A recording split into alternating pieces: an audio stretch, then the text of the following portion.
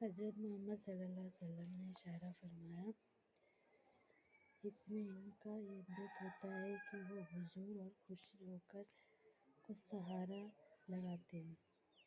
بعض لوگ بغیر مدد کے ان کی دعا پہ یقین رکھتے ہیں، وہ بھی اس طرح کہ ان کی دعا رہائی نہیں ہو سکتی۔ حضرت محمد صلی اللہ علیہ وسلم نے اشارہ فرمایا، اللہ تعالیٰ نے آپ صلی اللہ علیہ وسلم کو تشریف عطا فرمائی ہے، جہاں چاہے اور جس وقت چاہے اللہ کے حکم سے تشریف فرما جائے۔ آپ صلی اللہ علیہ وسلم نے فرمایا، ظاہر اور ناظر جانتا ہوں۔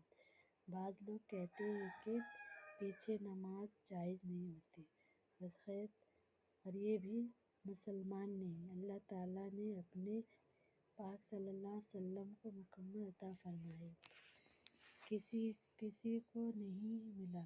اللہ تعالیٰ نے جہاں چاہا اور جب چاہا حضرت محمد صلی اللہ علیہ وسلم کو بھیج دیا، اور جس چیز پر چاہا مطلب فرما دیا۔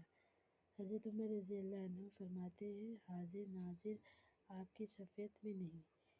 حاضر ناظر جو ہر جگہ ہر وقت چیز کا حق ہے، حاضر ناظر ہو، یہ صرف اللہ تعالیٰ کی شفاعت ہے جو اس کی اعتبار کر سکتا ہے۔ خدا پاک کی دوسری شفاعت بھی دوسروں کے لیے ثابت کی جاتی ہے، جس میں عطا فسا اندیشہ ہو۔ حضرت عمر رضی اللہ عنہ نے فرمایا کہ طلب معافیت کہا جائے گا، بازار آنا لازم ہے جب تک وہ بازار نہ آئے، ان کا مقام نہ بن جائے۔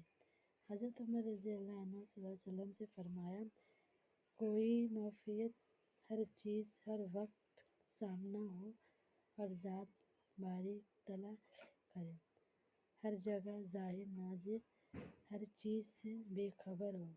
اللہ تعالیٰ کی شفاعت خاصہ کوئی بھی نہیں، فرشتے اس کی شفاعت میں شریک نہ ہوں، اور کسی کی شفاعت میں شریکت رکھنا شرک نہیں ہے۔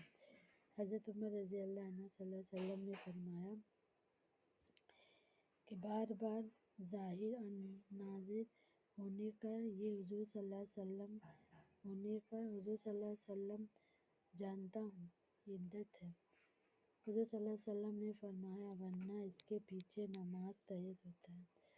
حضرت عمر رضی اللہ عنہ فرماتے ہیں کہ فرشتے کی نبوت کو کچھ غیب کی باتیں بتائیں گے اور کوئی نہیں۔